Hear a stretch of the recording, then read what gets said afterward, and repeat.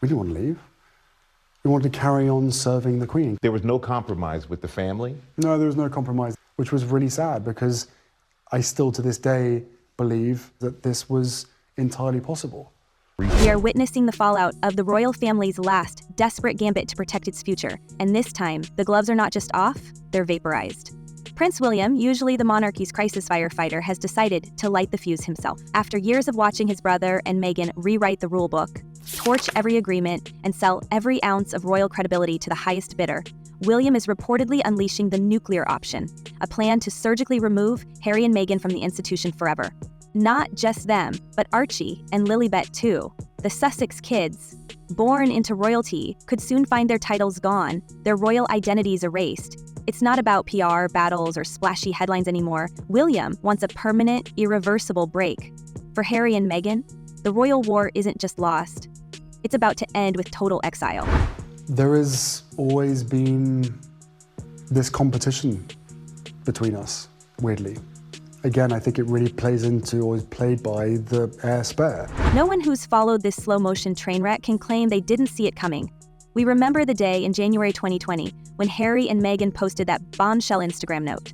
They would step back as senior members of the royal family and split their lives between the UK and North America. In their own words, it was meant to be a progressive new role. They'd stay loyal to the Queen, or so they claimed, but build a private life away from the palace machine. We watched the deep reflection and internal discussions, the photo of their engagement, the perfunctory thanks to the family. It all sounded so tidy until the camera zoomed out and we saw the actual damage. Christmas skipped, lawsuits flying, staffers quitting, all the classic symptoms of a royal feud metastasizing beneath the surface. Behind the scenes, sources say William and Kate were left picking up the pieces. The royal brotherhood, once invincible, unbreakable, was cracking wide open. Some critics are going to say, well, you're taking private struggles and you're bringing them into the public and you're making money off of them. For me, having seen my family and the institution's part in constantly feeding the British press with lies, mistruths, disinformation, the way that I can correct those mistruths is by writing something, the truth. It didn't take long for Meghan and Harry to weaponize their exile. Oprah, Netflix, best-selling memoirs, primetime tell-alls, podcasts, rebranded lifestyle brands, multi-million-dollar deals with streaming giants, all rolled out in a relentless campaign that left the palace on defense at every turn. Each interview became another nail in the coffin. The headlines got nastier, the family drama played out on a global stage, and the Sussexes never hesitated to use those royal connections, the Sussex name, whenever it suited their narrative. To us, it looked like the ultimate have-your-cake-and-eat-it-too operation. One minute, they'd blast the monarchy for being cold, repressive, even racist. The next, they'd brand their projects the Duke and Duchess of Sussex and try to trademark royal trademarks on 2 continents. Palace staffers started leaking stories of hypocrisy, hostility, demands for special treatment. Every time the Queen reached for a peace offering, it was met with another press leak or a scathing podcast episode. Chance to tell your story now. Your brother may never have that chance to tell his side of the story. Are you sympathetic to that? Yes, 100%. And I think, you know, after I've done this, the book comes out, I would hope that other members of the family feel as though they can. William for years played the part of family mediator. He'd take calls, he'd hold private meetings, he'd urge Charles and Camilla not to go nuclear, but insiders now say something snapped after the Oprah interview, after Spare, after Harry's lawsuits against the British government itself. At some point, William realized that keeping the door open wasn't just futile, it was catastrophic for the monarchy's future. He's watched as Harry and Meghan have continued to use their royal links, real and implied, as the foundation for every new business venture. He's seen the Montecito mansion morph into a West Coast Buckingham Palace, complete with a shadow court of new staffers, PR strategists, executive vice presidents, a head of communications, a Montecito court built in the image of the one they claim to escape. Royal insiders haven't minced words. This isn't just independence, it's mimicry with a price tag. A former aide calls it their last desperate bid to save their brand. A royal historian warns nothing would give them greater pleasure than courtiers pulling their forelocks as they bow and scrape to please the Duke and Duchess. To us, it's obvious why William finally snapped. It's one thing to step away from royal life, it's another to recreate it on your own terms and to use your children as human bargaining chips in the process. You speak about your brother and there were arguments, there were fights, almost as if you should do what I tell you. No, he didn't. It wasn't, it's not to say that by him saying, no, you can't do this, that there's a rule that says that I can't. right? It was more sort of a brother, I guess, competition. And that brings us to Archie and Lilibet. For 5 years, the question of their titles has hovered like a thundercloud. Are they prince and princess? Are they just master and miss? Palace sources keep repeating, a formal decision hasn't been taken yet. But after this latest round of provocation, Meghan sending out luxury gift baskets signed with the forbidden HRH, the Duchess of Sussex, William is reportedly determined to close the door for good. No titles for the children, not now, not when he becomes king, not ever. It's a brutal move, but to William, it's the only way to end the cycle of media extraction and public humiliation. For Harry and Meghan, that means the last vestige of royal privilege, the card they've played in every negotiation, could be about to disappear. The kids, who are meant to be the American fairy tale royals, might end up with no royal identity at all. One senior aide summed up the stakes. Keeping those titles active is like handing your enemies weapons to use against you. But it gets even more twisted behind the scenes. We've heard from 2 sources now that Harry, seeing which way the wind is blowing, has reached out in secret. Letters sent to William delivered by hand, no intermediaries, no leaks, just pure desperation. In these letters, Harry supposedly apologizes, admits regret for the attacks, pleads for a chance to reconcile. If the rumors are to be believed, he says he misses his brother, Mrs. Britain, and wants to heal the rift before it's too late. But this isn't a Disney reunion. Here's where the plot takes a turn worthy of a Hollywood drama. Meghan, aware of these letters, allegedly intercepted them before they reached William. Not out of simple paranoia, but because she fears Harry could be lured back into the royal fold. And that, for Meghan, would mean losing control over the new Montecito empire they've built. Some insiders say she's protecting her family from more pain. Others whisper that it's about power, pure and simple.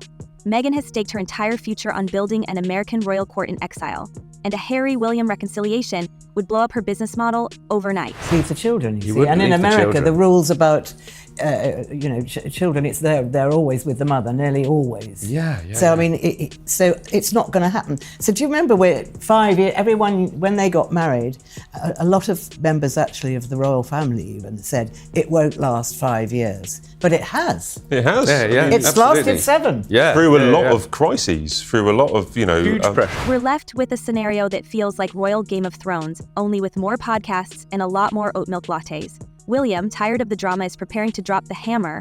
Meghan, fiercely guarding her territory, has dug in. Harry, by all accounts, is more isolated than ever, adrift between 2 worlds, unable to please either. The British press is salivating, the American public can't look away, and the royal family itself is facing its most existential crisis in decades.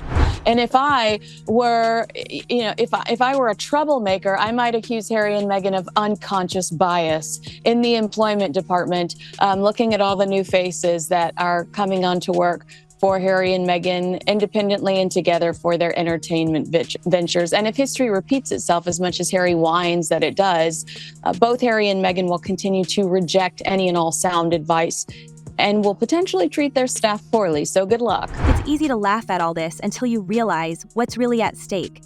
This isn't just about titles. It's about power, legitimacy, the future of the monarchy. If William succeeds in stripping Harry, Meghan, and their children of every royal privilege, he will have set a precedent that echoes for generations.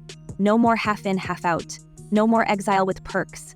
No more cashing in on family drama. The Sussex experiment will be over, and the message to every other royal rebel is crystal clear. Cross this line, and you're gone for good. Now, Harry and Meghan have also been accused of hypocrisy after they restructured their staff, creating what has been labelled the Montecito Royal Court. What does that mean, Kinsey? What's happening? Meanwhile, across the Atlantic, Meghan is playing her own high-stakes game. She's rebranded herself as a mompreneur, launching lifestyle brands, hosting podcasts with billionaire founders, and giving interviews about her guilt mentality surrounding having a lot of money. Even as the couple's combined fortune climbs above $60 million, she tells Fast Company she doesn't even know what to call herself anymore. If I had to write a resume, I don't know what I would call myself. But we notice the title Duchess still pops up on every product launch, every Netflix tie-in, every press release. Her Montecito court runs parallel to the real palace with new executives and PR heads, but the old structures, the deference, the ceremonial touch, the use of HRH, keep resurfacing like a stubborn watermark. Royal insiders call it hypocrisy. Her supporters say it's survival. Either way, the House of Sussex is no closer to financial or emotional independence than it was 5 years ago. And while all this unfolds, the palace is running out of patience. William has reportedly called a meeting of the inner circle. King Charles, Queen Camilla, Catherine, the key decision makers. No leaks, no second chances. The nuclear option is on the table, and for once, there's no talk of negotiation, no hints of a path back. William wants the Sussex chapter closed, not just for today, but for all time. If that means Archie and Lilibet lose their birthright, so be it. The royal war has reached its final act, and William is done playing diplomat. I don't think so, because William's a bit like me. He doesn't actually view Harry as a victim. He doesn't. He views Harry as someone who has been a complicit part in an attempt to bring down the British royal family, and so that doesn't make him a victim. Like, he might be a victim of Meghan, but he's not a victim in terms of his behavior. But not everyone is convinced this is the only way. Some courtiers quietly warned that a permanent break could backfire, making the family look cold and ruthless and turning Harry and Meghan into even bigger martyrs on the American stage. Catherine, we're told, is the lone voice urging caution, wondering aloud whether there's any road back from here. What if Harry genuinely apologizes someday, she asks, according to one friend. But William's mind is made up. No more what-ifs. No more waiting. The thunderclap has sounded, and the future of the monarchy will be written by the winner of this family's civil war. As the world waits, one thing is certain. For Harry and Meghan, the era of second chances has vanished into royal history. We can't ignore the fallout for Archie and Lilibet. These two, who never asked to be born into royal crossfire, are now the faces of a legacy war neither side wants to lose. They've grown up in California sunshine, a world away from Buckingham Palace, and yet every headline, every whisper, still defines them by a birthright that may vanish with the stroke of a royal pen. If William's nuclear option becomes reality, the Sussex children will be stripped of their royal status before they're old enough to understand what that really means. No, His Royal Highness. No, Her Royal Highness. No place in the official line of succession when William takes the throne. We're watching history rewrite itself in real time, and the youngest players have the least say in the script. Other thing I'm going to say, and I know this is weird, but there's one of those conspiracy theories on the internet that she might not have actually carried her babies, one or both, that they may have used a surrogate. Trust me, because I'm neck deep in all the news around these two. And there are many people who long before today are convinced she used surrogates and that her pregnancies were fake, one or both of them. That's not just punishment, it's preemptive damage control. William's supporters insist this is the only way to shield the institution from decades of transatlantic drama. They can't have it both ways, a senior royal source said when asked about the kids' titles. From the palace point of view, letting the Sussexes keep any royal leverage means handing ammunition to their critics and to their own future business deals, so the titles become a bargaining chip. And Archie and Lilibet, once styled as American fairy tale heirs, suddenly risk fading into the background of both royal and Hollywood worlds. The message from William is as clear as it is cold. Legacy is a privilege, not a right, and if you torch the family bridges, don't expect a lifeboat for the next generation. Of course, in Montecito, Meghan is flipping that narrative on its head. If William's war room is about defense, Meghan's Montecito mansion is a full-on offensive. We've seen the house tours, the curated Instagram feeds, the Netflix features, where jam jars sit alongside Hermes blankets. Every move is another pivot toward building an empire out of exile, from As Ever Jams selling out in under an hour to podcast confessions that double as brand building. Meghan's not just surviving post-royal life, she's monetizing it with the kind of hustle that would make Silicon Valley jealous. Is it calculated? Absolutely. When the Duchess sits down with billionaire founders and talks about guilt mentality surrounding having a lot, we know the subtext. She's no longer waiting for royal approval to build her fortune. You know, I love every member of my family. Despite the differences, I don't look at her as an evil stepmother. I see someone who has done everything that she can to, improve her own reputation and her own image. But scratch the surface, and that rebellion looks less like freedom and more like a Cold War with Windsor. Sources close to the palace claim Meghan's team now mirrors royal structure. Chiefs of staff, media counselors, communications officers, all orchestrated to keep her and Harry in the public eye. It's a hugely expensive group of bureaucrats signaling the Sussexes' final, desperate bid to save their brand, one commentator told the Daily Mail. The irony hasn't gone unnoticed. The couple who once blasted palace courtiers as enemies now employ their own, just with California titles. This isn't just about business, it's about optics. Meghan has become, in the words of Netflix's Ted Sarandos, a rock star, with Harry increasingly cast as the supporting act. Her podcasts, product launches, and mood boards double as a counter-narrative, the House of Montecito rising against the House of Windsor.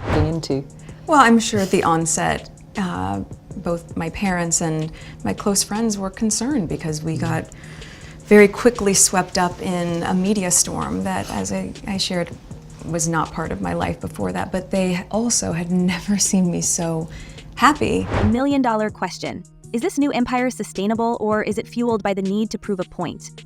Meghan herself admits the uncertainty. "If I had to write a resume, I don't know what I would call myself," she told Fast Company. And yet every deal, every episode, every mompreneur soundbite seems to say, "I can thrive without your crown." Still, not everyone's convinced this is the story she really wants. Multiple insiders whisper that Meghan's greatest validation would be cementing Archie and Lilibet as Hollywood royalty. Not just kids with royal blood, but bona fide celebrities in their own right. Rumors swirl that every family photo and podcast anecdote is laying groundwork for their American future, with invitations already flooding in for modeling, child-friendly documentaries, and even brand ambassador roles before the kids are old enough for high school. If true, it's the ultimate mic drop. The Windsor legacy, reborn on the Walk of Fame, far from the Union Jack. Of course, no tabloid drama is complete without a twist, and here it comes. Royal observers are already speculating that William's drastic move could backfire spectacularly. What if stripping the titles pushes Harry and Meghan to unleash another wave of tell-alls, more bombshell interviews, more damning books that make the palace look vindictive? We've already seen how much damage one Oprah interview or a single memoir can do.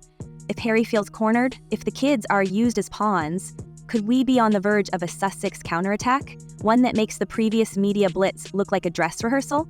Or, in the ultimate plot twist, could Meghan's iron grip start to loosen as Harry's nostalgia for his old life grows, opening the door for a secret reconciliation nobody saw coming? And working before that, I've never been part of tabloid culture. I've never been in pop culture to that degree and lived a relatively quiet life, even though I focused so much on my job. And so that was a really stark difference out of the gate. But and I think we were just hit so hard at the beginning with a lot of mistruths that I made the choice to not read anything. Then there's the question no one at the palace wants to address. Will the public side with the monarchy or the exiles?